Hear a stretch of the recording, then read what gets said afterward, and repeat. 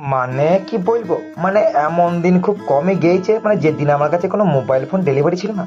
মানে প্রায় দিন, মানে প্রতিদিনই ধরতে গেলে মানে একটা না একটা মোবাইল ফোন ডেলিভারি আমার কাছে থাকবেই থাকবে।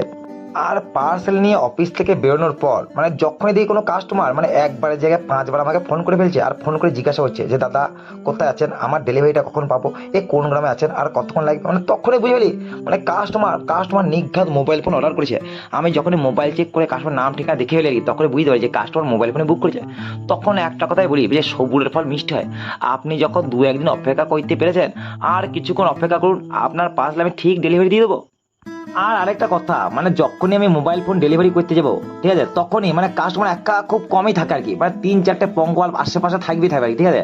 তাদের মধ্যে যার মুখের মানে মধুমাখা একটা হালকা হাসি বেরোবে, মানে পাসলা তার একটা 100% শিওর।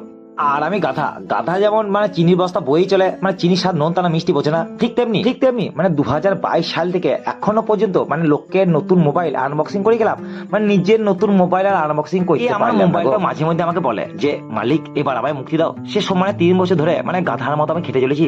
মানে আগের বাড়ি আমাকে তুমি মুক্তি দেওয়া বলেছিলা, কিন্তু মুক্তি না দিয়ে একটা পাওয়ার ব্যাংক কিনে নে আমার পেছনে ওই তারটা গুঁজে দিলা।